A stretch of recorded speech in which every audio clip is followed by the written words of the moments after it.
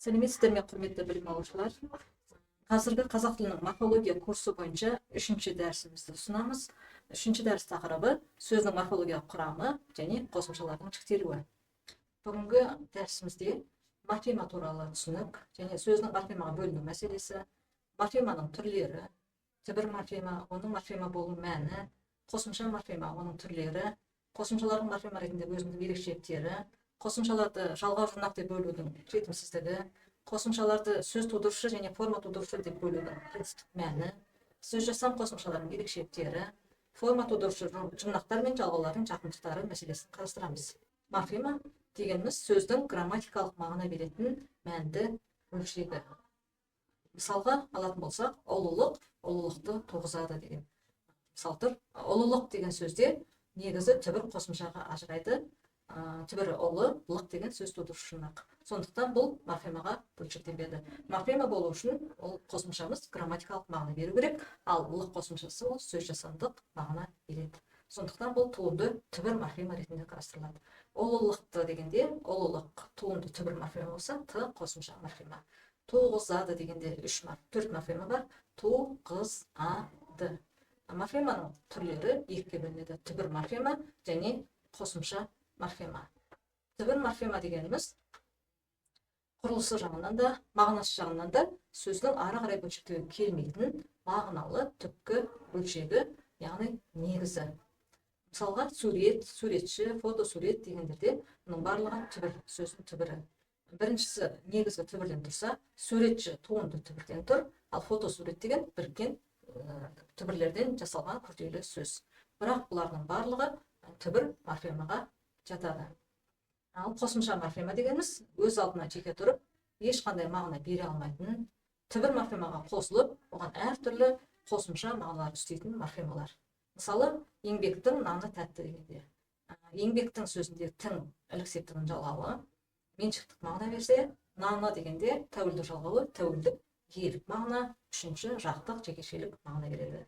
Тәтті сөзінде қосымшамыз түсіп қалған, бұл жіктеліп тұрғандықтан бұл жіктік жалғаудың үшінші жағында тұр, яғни үшінші жақтық жекешелік мағына беріп тұр деп айтамыз. Қосымшаларды дәстүрлі түрде жіктеген кезде жұрнақ, жалғау деп бөлеміз. Бұл жіктеуде неге сүйенген? Мұнда негізгі ұстанған принцип синтекстік принцип, яғни сөздердің байланыстыру қасиеті.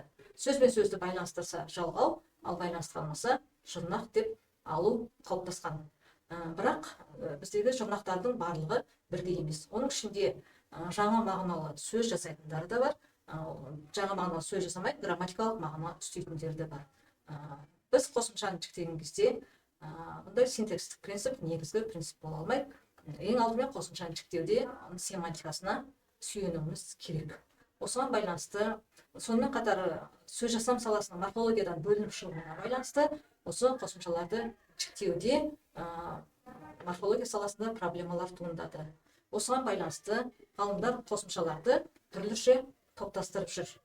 Мысалға, Ахмеди Ысқақов қосымшаларды сөз тудырушы, сөз түрлендіруші және сөз байланыстырушы деп атаса, Әрсен Ибатов сөз жасам, сөз түрлем, сөз байлам қосымшаларды атаған. Ал Нұржамал Оралбаева мен Аққал Қалыбаева жұрнақ, жұрнақша, жалғау деп атаған. Ал Ыбырайым Маматов пенен оның шәкірті Селеу Бесаевтың жіктеуінде сөз тудырушы, форма тудырушы деп топтастырған. Жалпы қосымшаларды жіктеген кезде біз неге сүйенеміз?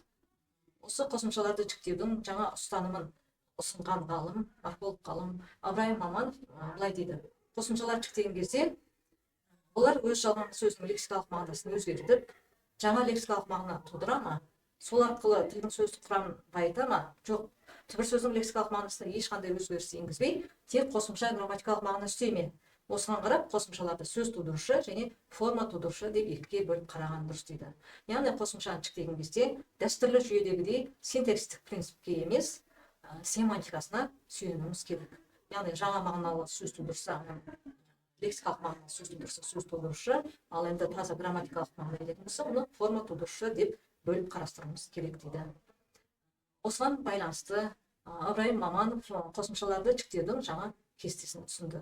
Бұл кестені ары қарай шәкірті Сейілбек Исаев дамытып, толықтырып, алдарымыздағыдай кесте ұсынып отыр. Сонымен қосымшаны жіктеуде дәстүрлі жүйедегідей синтекстік принцип емес, семантикаға сүйеніп, яғни беретін мағынасына сүйеніп, қосымшаны алдымен сөз тудырушы және форма тудырушы деп бөліп алғанымыз жөн. Бұл жердегі сөз тудырушы қосымшаларымыз сөз жасам саласының зерттеу нысаны болса, форма тудырушы қосымшалар таза грамматикалық мағына беретіндіктен морфологияның зерттеу нысаны болып екіге бөлінеді. Бұған қарап отырсақ, сөз жұрнақтарымыз да екіге бөлініп кетті. Яғни тудыратындар бөлек, түрлендіретін жұрнақтар бөлек форма тудырушы қосымшалардың ішінде қарастырылып отыр. Бұдан әрі ғалымдар қосымшаны, сөз тудырушы қосымшаны функциялық қосымша деген түрге бөледі, ал форма тудырушы қосымшаларды жұрнақ пен жалғауға жіктейді. Оның ішінде жұрнақтың өзі де беретін семантикасына, атқаратын қызметтеріне байланысты екі түрге топтастырылған. Бірінші топ модификациялық жұрнақтар, екінші топ грамматикалық жұрнақтар. Ал жалғаулар семантикасына қарай субстантивтік, яғни заттық мағына беретін жалғаулар, субстантивтік адвербиалдық жалғаулар және предикаттық жалғаулар деп үш топқа бөліп қарастырылған. Бұл жердегі сөз тудырушы және форма тудырушы қосымшалардың айырмашылығы неде?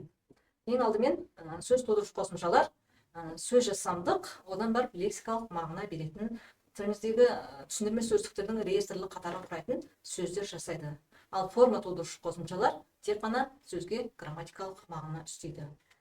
Сөз тудырушы қосымшалар сөз жасам саласының зерттеу нысаны болса, форма тудырушы қосымшалар морфологияның зерттеу нысаны болады.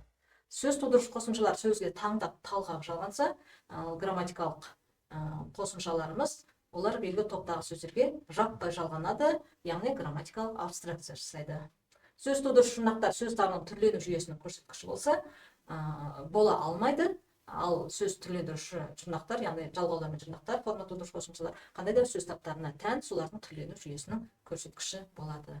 Осы тұрғыдан алғанда қосымшалардың осындай айырмашылықтарын көрсетуге болады. Ал келесі кезектегі морфологиялық және грамматикалық жұрнақтардың айырмашылығы неде? Модификациялық және грамматикалық жұрнақтардың айырмашылығы неде? Модификациялық деген жұрнақтар қатарында қарастырылған жұрнақтар сөздің лексикалық мағынасына, яғни түбірдің мағынасына, семантикасына түрлі рең қосады. Мысалға, шырай жұрнақтары, етіс жұрнақтары, түрлі зат есімнің рең мәнді жұрнақтары түрлі рең қосады, мағынаға өзгеріс енгізеді. Бірақ енді толық мәнді жаңа сөз жасамайды. Ал грамматикалық жұрнақтарда ондай мағыналық рең қоспайды, тек қана таза грамматикалық мағына береді. Сонымен қатар модификациялық жұрнақтар түбірден кейін бірінші кезекте жалғанса, грамматикалық жұрнақтар одан кейін жалғанады. Осы жағынан бүкіл сөз түрлендіруші жұрнақтарды өстіп екі топқа бөліп қарастырған дұрыс. Енді форма тудырушы жұрнақтар мен жалғаулардың ұқсастығы неде, айырмашылығы неде? Енді атының өзі айтып тұрғандай, жұрнақтар сөз бен сөзді байланыстырмайтын болса, жалғаулар сөз бен сөзді байланыстыру қасиетіне ие. Осы жағынан ерекшеленеді, осы айырмашылығы осында. Ал ұқсастығы, екеуі де сөзге грамматикалық мағына үстейді, екеуі де қандай да бір сөз таптарының түрлену жүйесінің көрсеткіштері болып табылады. Осы тұрғыдан алған кезде сөз түрлендіретін жұрнақтар мен жалғауларды бір қатарда қарастыруға болады деген сөз. Осы тақырыпқа қатысты әдебиеттер көрсетілген, қосымша деректерді осы әдебиеттерден қарап біле аласыздар. Назарларыңызға рахмет, сау болыңыздар.